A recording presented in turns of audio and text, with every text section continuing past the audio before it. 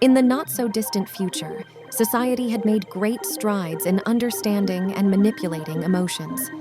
The discovery of a groundbreaking technology called EmoSync had revolutionized the way people experienced and managed their feelings.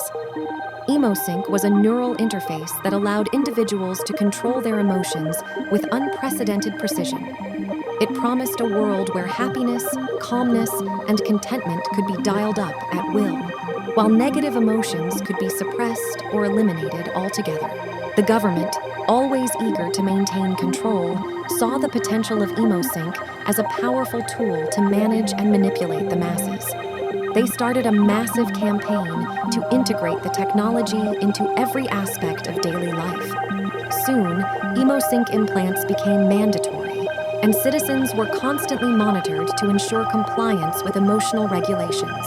One day, as John walked through the crowded streets, he noticed a small group of rebels who called themselves the Emo-Free. They were individuals who had managed to remove or disable their EmoSync implants, choosing to experience life without the constraints of emotional regulation. Intrigued and desperate for a taste of true freedom, John approached the group. John was torn. The allure of true emotion was tempting, but the consequences of defying the government were severe. Those who resisted were labeled as emotional terrorists and faced harsh penalties, including imprisonment and forced emotional reprogramming. The government, aware of the growing resistance, intensified its efforts to suppress dissent. EmoSync checkpoints became more frequent, and citizens were subjected to random emotional screenings. The fear of being discovered loomed over the Emo-Free, but they pressed on, fueled by the belief that true freedom was worth the risk.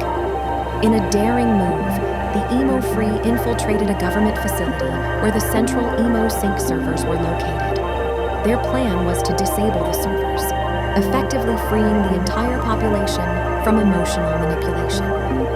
The operation was risky, and the stakes were high, but the rebels believed it was the only way to reclaim their humanity. As they navigated the labyrinthine corridors of the heavily guarded facility, John couldn't shake the feeling that they were being watched.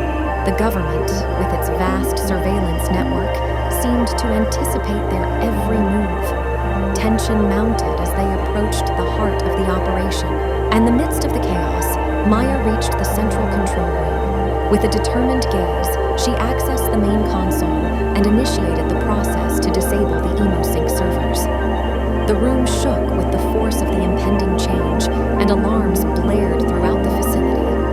As the servers went offline, a wave of intense emotions swept across the city. Citizens who had long been numb to their feelings suddenly found themselves overwhelmed by a flood of emotions. Some rejoiced at the newfound freedom, while others struggled to cope with the intensity of emotions they had long suppressed. In the aftermath of the rebellion, the government's grip on society weakened. The Emo-Free became symbols of resistance, celebrated by those who had long yearned for genuine human connection. Dr. Olivia Reynolds, appalled by the perversion of her invention, joined forces with the Emo-Free to rebuild a society where emotions were celebrated, not controlled. The inventor of EmoSync, Dr. Olivia Reynolds, had envisioned a utopia where mental well-being was no longer a fleeting state, but a constant reality.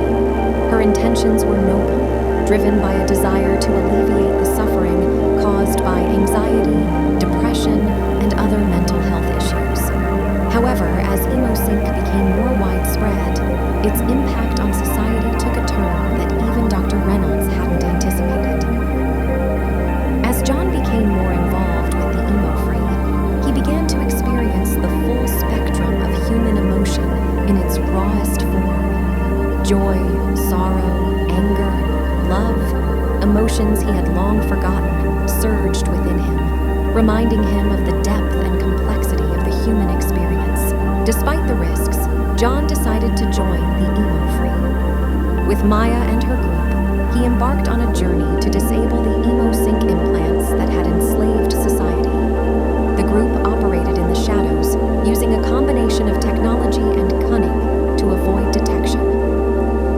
sought out hidden pockets of resistance, individuals who dared to question the status quo. John Miller, an ordinary office worker, found himself caught in the web of this emotion-controlled society.